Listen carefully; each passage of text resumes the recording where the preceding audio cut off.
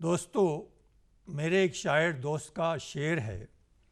उन्होंने कहा था कि उसकी बातें क्या करते हो, वो लफ्ज़ों का बानी है। उसकी बातें क्या करते हो, वो लफ्ज़ों का बानी है।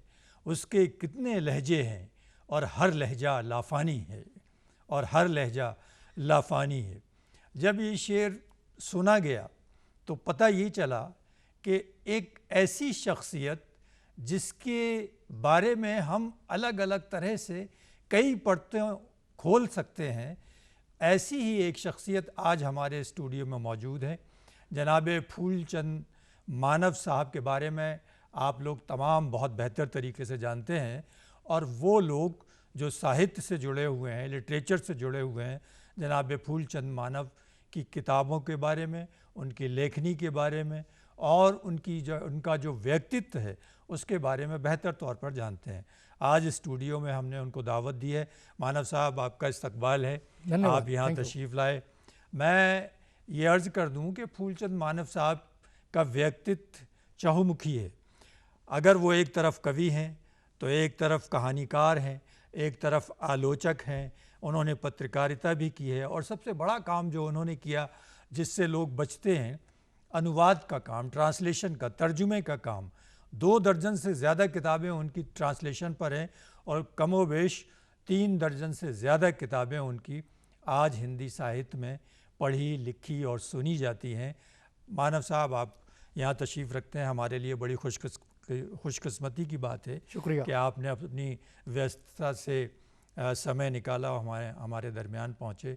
तो सबसे पहले मैं ये जानना चाहूँगा अपने दर्शकों के लिए कि आपका लेखन का सफ़र, आपकी राइटिंग का सफ़र कब से शुरू हुआ, और मूल रूप से जब आपने शुरुआत की तो क्या वो कविता के माध्यम से था, कहानी के माध्यम से था, या आलोचना, और किस तरीके से आपको प्रेरणा मिली कि आज इस स्टेज पर हम आपसे बात कर रहे हैं? संस्कार बहुत बलवान होते हैं। किसी परिवार में, किसी समाज में, किसी प्रांत में जब आदमी संस्कारशील होने लगता है तो उसका विकास कहलाता है। मैं किशोर अवस्था में था, गांव में, शहर में। नाभा मेरी पैदाइश है, पटियाला। नाभा में हमारे जैन संत आया करते थे, मुनि साध्वियाँ। उन लोगों ने किशोर अवस्था में मुझे बुलाना अपने पास, फूल तुम्हें कोई गीत आता है, हमें गीत सुनाओ। तो मैंने गीत सुनाना उनको। वो कहते ये धुन हमें सिखा दो।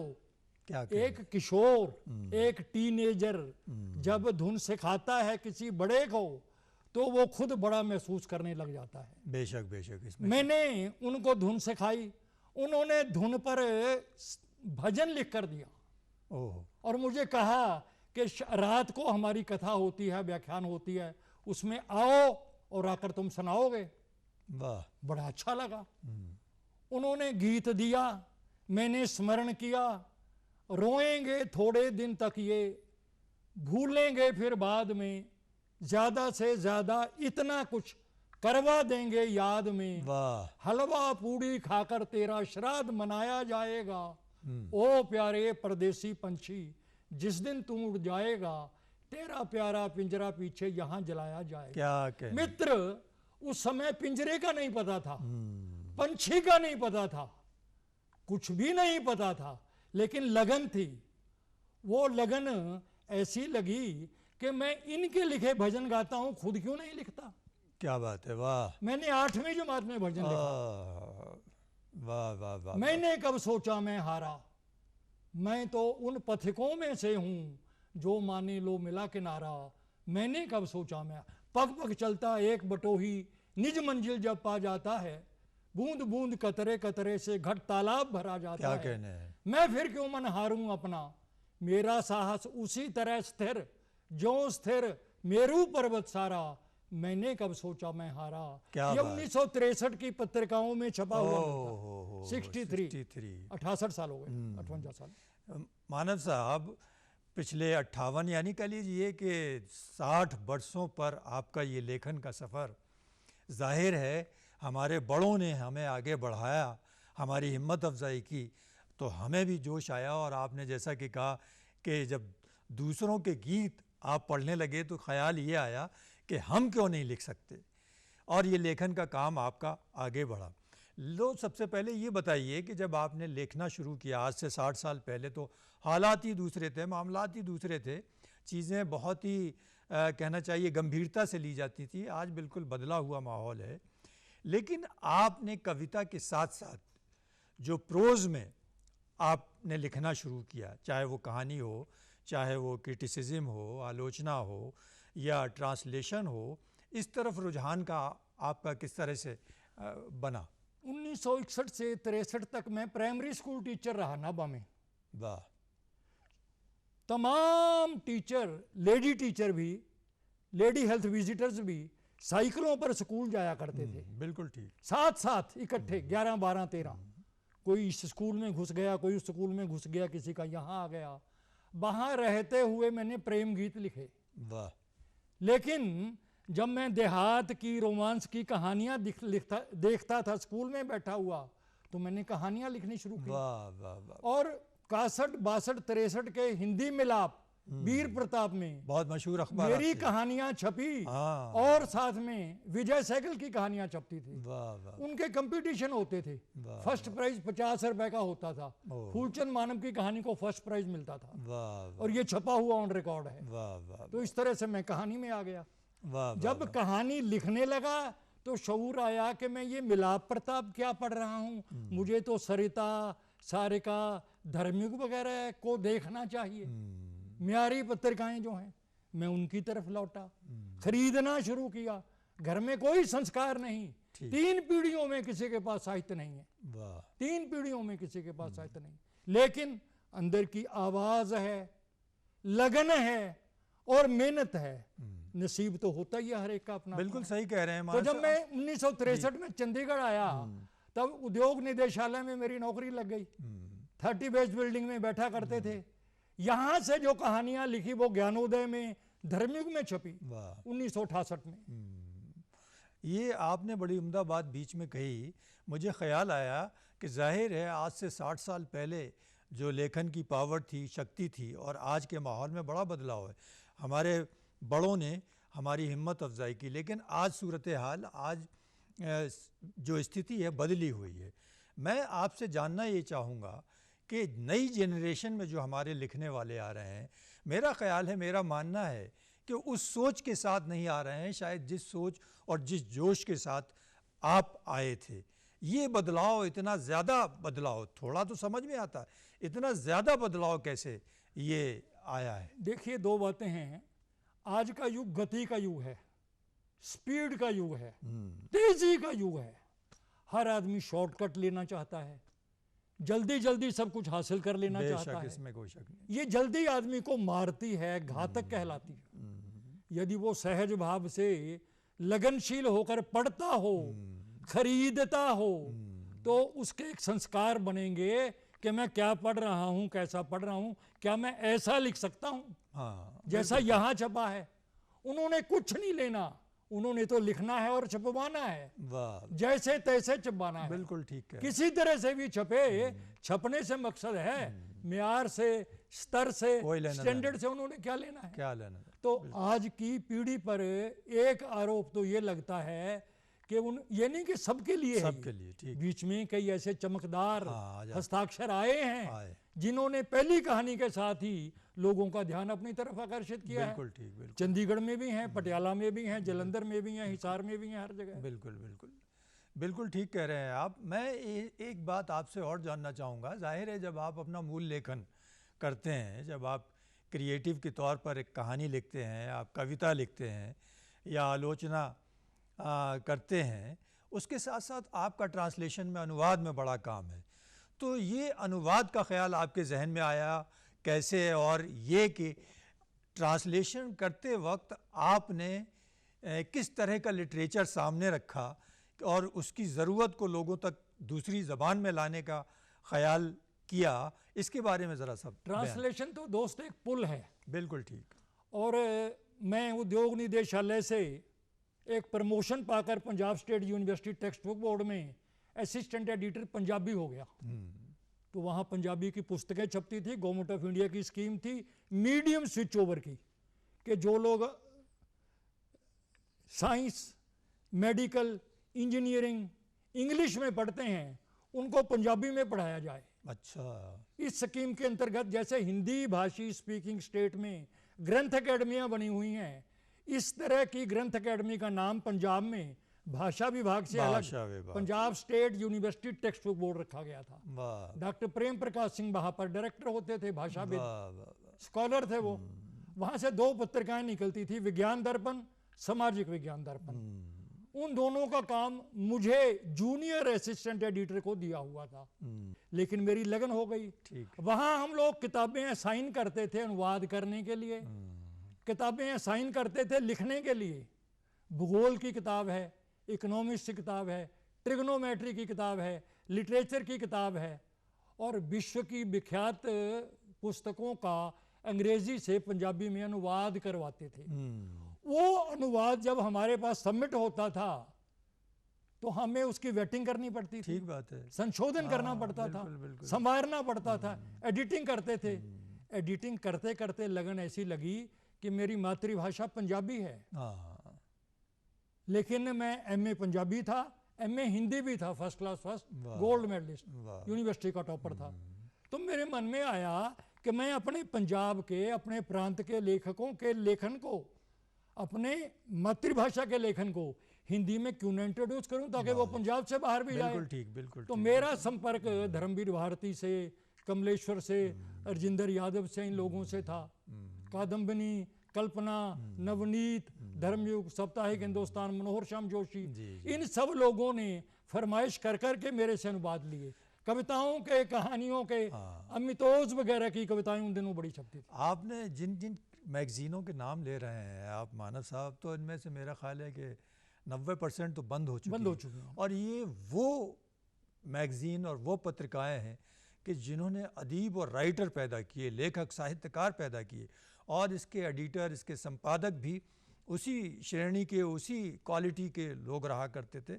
और मैं जानता हूँ, मेरा खुद चूँकि सिलसिला रहा है लेखन उससे, तो मुझे मालूम है कि क्या लेवल हुआ करता था। आज सोशल मीडिया के ज़माने में एक राइटर के तौर पर आपको क्या बदलाव लगता है?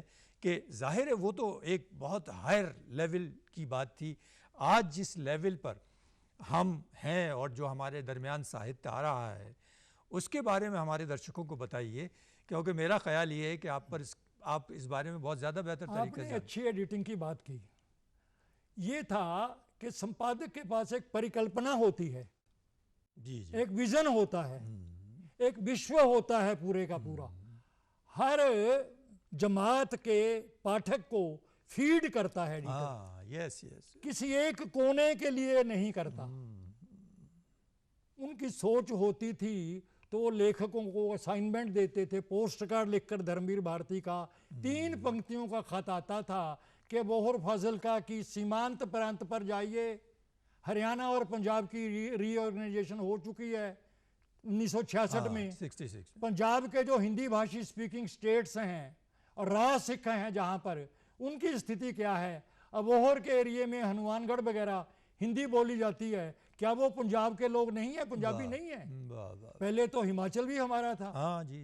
पहले तो हरियाणा भी यही था, महापंजाब था हमारा। इस तरह से जब हमारे सामने स्थिति आई तो हमें, और संपादक 5 बार लेखक से संपर्क करता था।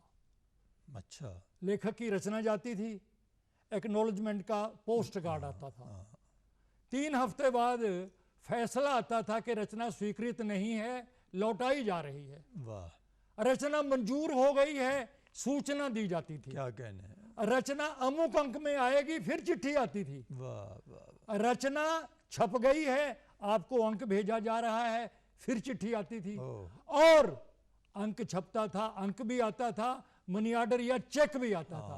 आज का एडिटर एक बार भी संपर्क नहीं करता, वो उस डस्टबिन की तरह है जिसमें जो कुछ भी फेंका जाए उसी में से निकाल कर छाप रहा है। ओह, बहुत, मतलब आपने एक ऐसी बात बयान कर दी कि जाहिर है कि उससे हमें लेवल तो पता चलता है, राइटर का मयार पता चलता है, उसका क्या स्टेटस है वो जानकारी मिलती है।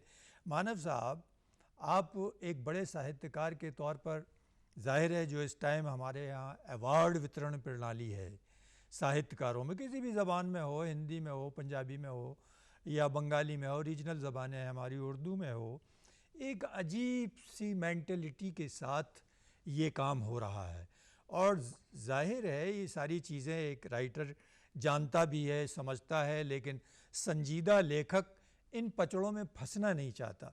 वो नहीं चाहता कि वो किसी से कहे कि भाई मेरे काम को देखिए। और ऐसी हज़ारों मिसालें हैं। बेशक आप अगर एक मोटी मिसाल ले लें, हज़ारी प्रसाद द्विवेदी के BHU में अपॉइंटमेंट को लेकर चीज़ें बहुत हैं। मैं जानना ये चाहता हूँ अपने दर्शकों के लिए कि आज की परिस्थिति में जो एक अच्छा राइटर जो 60 से ऊपर पहुँच चुका है, 70 से ऊपर जा रहा है और जिसका 50 साल का अनुभव हो गया है लेखन में, वो किस तरह से आज के माहौल को फेस करे और किस तरह से अपने काम को आगे बढ़ाए। देखिए, दो बातें हैं यहाँ पर। एक हालत होती है आरंभ की, शुरुआत। उस समय हर लेखक चाहता है कि मेरी रिकॉग्निशन हो, मुझे सम्मान मिले, मुझे प्यार मिले, मेरी बात हो, मेरी चर्चा हो, मेरी किताब पे रिव्यू छपे, मेरे बारे में बातें करें, पाठक मेरी रचना पर चिट्ठियाँ लिखें। उसका अवार्ड वो है। बिल्कुल सही।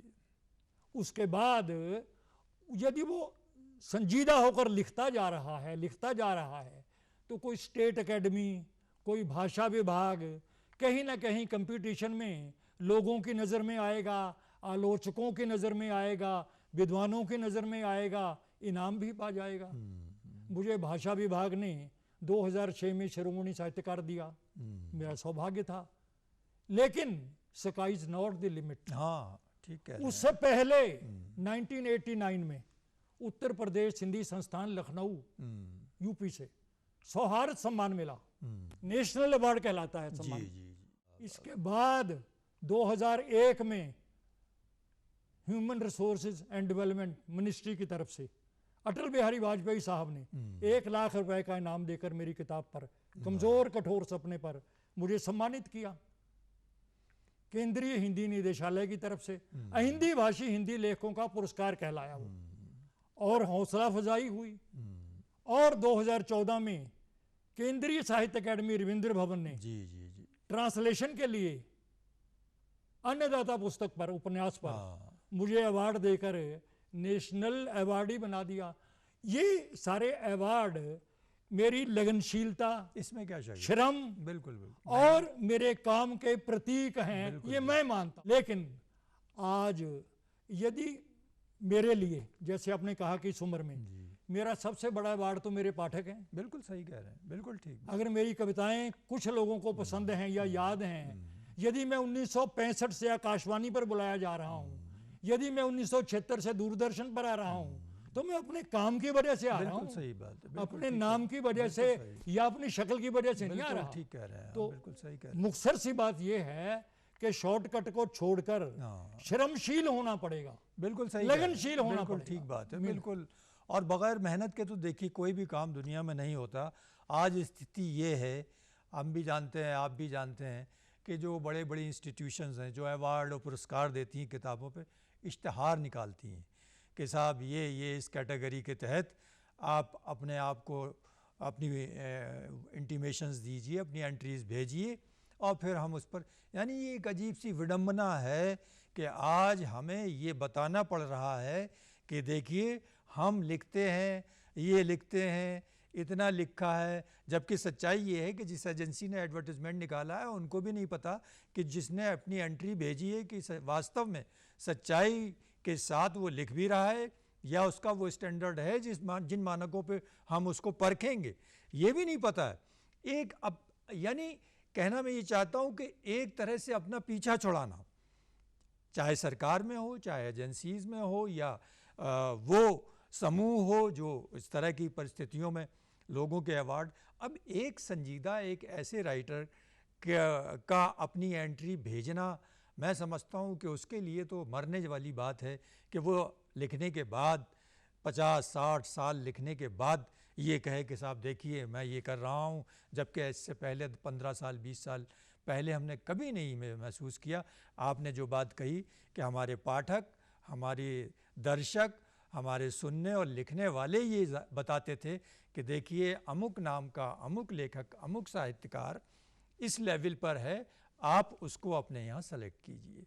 आज के सोशल मीडिया माहौल में मैं समझता हूँ इस परिस्थिति में बहुत ज़्यादा और गिरावट आई है। आप इस पर कुछ कहिए। दो स्थितियां हैं इसमें, देखिए, एक शब्द है जेन्युइन, जी, एक है फेक।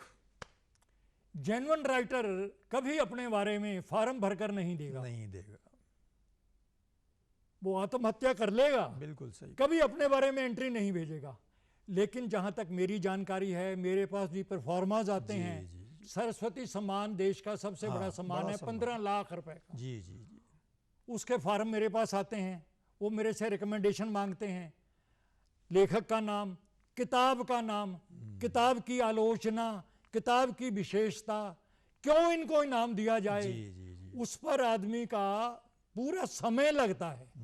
समय लगने के लिए कुवत किसी में होती है, किसी में नहीं होती। हर आदमी इतना समय किसी के लिए नहीं लगा सकता, लेकिन लगाना चाहिए। ये एक बहुत सूरत हाल इस तरह की है कि हमारी आने वाली नस्लें तो इस पर विचार करेंगी, सोचेंगी। जाहिर है जब एक लेखक इस स्थितियों में पहुंचता है कि उसको लगता है कि अब उसका काम ऐसा है कि हमारे आने वाले समय में उसको ज़िंदा रखेगा, नई नस्लों को रोशनी देगा, तब फिर उसको वो सम्मान मिलना भी चाहिए। जनाब फूलचंद मानव साहब एक साहित्य का बड़ा नाम है, 60 वर्षों पर उनका लेखन का सफ़र है। आज हमारे दरमियान बैठकर अपने बारे में और आज की जो परिक्रमा है साहित्य की, उसके बारे में चर्चा कर रहे थे। बहुत सी बातें हैं कहने की और करने की। ज़ाहिर है इस छोटे से प्रोग्राम में हमने कोशिश की कि आपसे जो मोटी मोटी बातें थीं उनके साहित्य के बारे में और आज के हमारे वर्तमान साहित्य की जो स्थिति है उसके बारे में आपसे बात करें। मुझे लगता है कि आपने बहुत कुछ सोचा और समझा होगा और आने वाले वक्त में भी इस पर गौर करेंगे। दोस्तों, एक ऐसा दरख्त है जनाब फूलचंद मानव साहब जिसकी साया में बैठकर हर कोई आराम करना और सस्ताना चाहता है। मुझे अपनी बात इस शेर पर ख़त्म करनी पड़ेगी कि क्या शेर है हमारे एक दोस्त का कि वो तो बता रहा था कई रोज़ का सफ़र, वो तो बता रहा था कई रोज़ का सफ़र, ज़ंजीर खींचकर जो मुसाफिर उतर गया।